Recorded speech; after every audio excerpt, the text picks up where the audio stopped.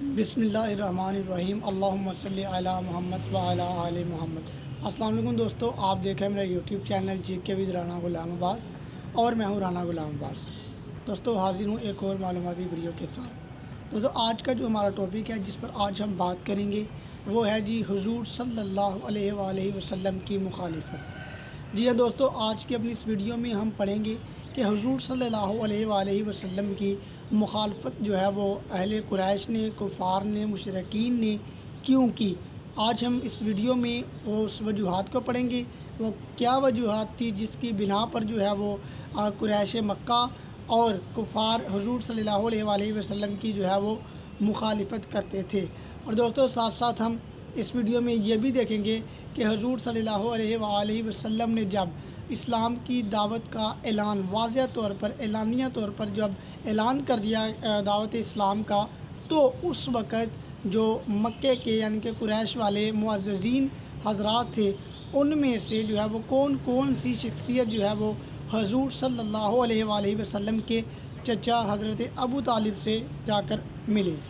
اور ساتھ ساتھ یہ بھی دیکھیں گے کہ ان شخصیات نے حضرت ابو طالب سے جو ہے وہ کیا کچھ کہا، اور یہ بھی ساتھ ساتھ دیکھیں گے کہ حضرت ابو طالب نے جو ہے وہ انہیں کیا جواب دیا اور حضور صلی اللہ علیہ وآلہ وسلم سے کیا فرمایا۔ ساتھ ساتھ یہ بھی پڑھیں گے کہ حضور صلی اللہ علیہ وآلہ وسلم نے اپنے چچا حضرت ابو طالب کو کیا جواب دیا۔ اور اسی ویڈیو میں جو ہے وہ ہم دوستو یہ بھی دیکھیں گے کہ نبی کریم صلی اللہ علیہ وآلہ وسلم اور ان کے خاندان کے خلاف جو ایک قطع تعلقی کا معاہدہ لکھا گیا تھا وہ کس نے لکھا تھا، اور حضور صلی اللہ علیہ وآلہ وسلم کتنا عرصہ شیب ابی طالب کی گھاٹی میں رہے۔ اور یہ بھی اس ویڈیو میں ہم پڑھیں گے کہ نبی کریم صلی اللہ علیہ وآلہ وسلم کو جو ہے وہ کفار نے کون سی کس قسم کی جو ہے وہ تکالیف پہنچائیں۔ اور اس ویڈیو میں یہ بھی دیکھیں گے کہ جو ابو لہب تھا وہ حضور صلی اللہ علیہ وآلہ وسلم کو جو ہے وہ کیا کہہ کر پکارا کرتا تھا۔ دوستو ان تمام تر جو ہے وہ جو باتیں آپ کو میں نے بتائی ہیں، ان پر آج ہم انشاءاللہ تعالی تفصیل سے پڑھیں گے۔ لیکن ویڈیو شروع کرنے سے پہلے اگر آپ نے چینل کو سبسکرائب نہیں کیا تو یہی کہوں گا کہ چینل کو جو ہے وہ سبسکرائب کر لیجئے تاکہ اسی طرح کی اور معلوماتی ویڈیوز آپ تک بر وقت پہنچتی رہیں۔ تو دوستو شروع کرتے ہیں آج کی اپنی اس ویڈیو کو۔ دوستو سب سے پہلے جو آج کا ہمارا سوال ہے وہ یہ ہے کہ نبی کریم صلی اللہ علیہ وآلہ وسلم کی جو مخالفت تھی اس کی وجوہات کیا تھی۔ دوستو حضور صلی اللہ علیہ وآلہ وسلم کی جو مخالفت کرتے تھے اہل مکہ، قریش والے اور کفار اور مشرکین، تو دوستو اس کی سب سے اہم وجہ پہلی وجہ یہ تھی کہ آپ صلی اللہ علیہ وآلہ وسلم کی جو تعلیمات تھیں وہ قریش کے جو ہے وہ عقائد اور رسم و رواج دونوں سے ہی مختلف تھی۔ پہلی وجہ تو یہ تھی۔ دوسری وجہ مخالفت کی جو انہوں نے حضور صلی اللہ علیہ وآلہ وسلم کی وہ یہ تھی کہ آپ صلی اللہ علیہ وآلہ وسلم کو وہ لوگ کہتے تھے کہ یہ محمد جو ہے وہ ہمارے دین کو جھٹلاتا ہے، ہمارے آباء و اجداد کو جھٹلاتا ہے۔ اس کے بعد تیسری جو اہم وجہ تھی وہ یہ تھی کہ جو قریش والے تھے وہ عیسائیوں سے بہت زیادہ دشمنی رکھتے تھے، جبکہ نبی کریم صلی اللہ علیہ وآلہ وسلم اخوت، بھائی چارہ، پیار، محبت کا جو ہے وہ ایک پیغام دیتے تھے۔ یہ حضور صلی اللہ علیہ وآلہ وسلم کی اس لیے مخالفت کرتے تھے۔ اس کے بعد جب نبی کریم صلی اللہ علیہ وآلہ وسلم نے نبوت کا جو ہے وہ اسلام کا، دعوت اسلام کا جو ہے وہ ایک باقاعدہ واضح طور پر اعلان کر دیا، سر عام جو ہے وہ اسلامی دعوت کا اعلان کیا، تو تب وہ کون سے معززین تھے جو نبی کریم صلی اللہ علیہ وآلہ وسلم کے چچا کے پاس گئے۔ تو ان میں جو معززین تھے ان کے نام ہے عتبہ بن ربیعہ، شیبہ، اس کے بعد ولید بن مغیرہ، اس کے بعد ابو سفیان، ابو جہل، اس کے بعد عاص بن ہشام اور عاص بن وائل۔ یہ وہ معززین تھے اس وقت کے جو نبی کریم صلی اللہ علیہ وآلہ وسلم کے چچا کے پاس گئے۔ اچھا، اب ان معززین نے آپ صلی اللہ علیہ وآلہ وسلم کے چچا حضرت ابو طالب سے جو ہے وہ کیا شکایت کی۔ سب سے پہلے انہوں نے کہا آپ کا جو بھتیجا ہے محمد، یہ ہمارے معبودوں کی توہین کرتا ہے۔ اس کے بعد انہوں نے کہا جی یہ ہمارے آباء و اجداد کو گمراہ ٹھہراتا ہے۔ اس کے بعد انہوں نے جو ہے وہ تیسری بات یہ کہی کہ یہ ہم لوگوں کو جو ہے وہ یہ احمق اور بیوقوف بھی ٹھہراتا ہے اور ہمارے معبودوں کی توہین بھی کرتا ہے۔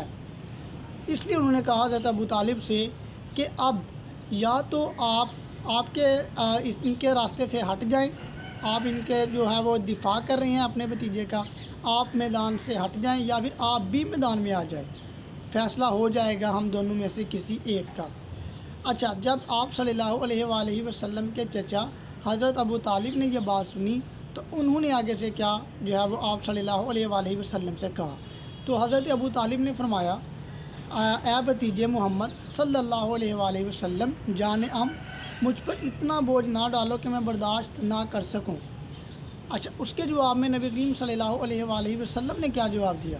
حضور صلی اللہ علیہ وآلہ وسلم نے بہت ہی اعلیٰ تاریخی جواب دیا۔ پیارے آقا محمد صلی اللہ علیہ وآلہ وسلم نے فرمایا چچا جان، اگر یہ کفار میرے ایک ہاتھ پر سورج اور ایک ہاتھ پر چاند بھی رکھ دیں تب بھی میں اللہ تعالیٰ کی جو اسلام ہے، اللہ تعالیٰ کا اسلام ہے، دین اسلام ہے یا اللہ تعالیٰ کی عبادت ہے، اس سے میں باز نہیں آؤں گا۔ اور حضور صلی اللہ علیہ وآلہ وسلم نے فرمایا کہ اللہ کا وعدہ پورا ہو کر رہے گا اور اسلام پوری دنیا میں پھیلے گا۔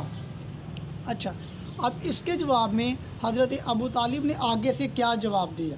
حضرت ابو طالب نے فرمایا اے میرے بھتیجے محمد صلی اللہ علیہ وآلہ وسلم، اے میرے بھائی کے بیٹے، جا تو کھلے عام سر عام اپنے دین کی تبلیغ کر، کوئی شخص بھی تیرا بال بھی بیکار نہیں کر سکتا۔ یہ حضرت ابو طالب نے حضرت محمد صلی اللہ علیہ وآلہ وسلم سے فرمایا کہ تم سر عام اب دین کی تبلیغ کرو، اب تمہارے راستے میں کوئی بھی نہیں آئے گا۔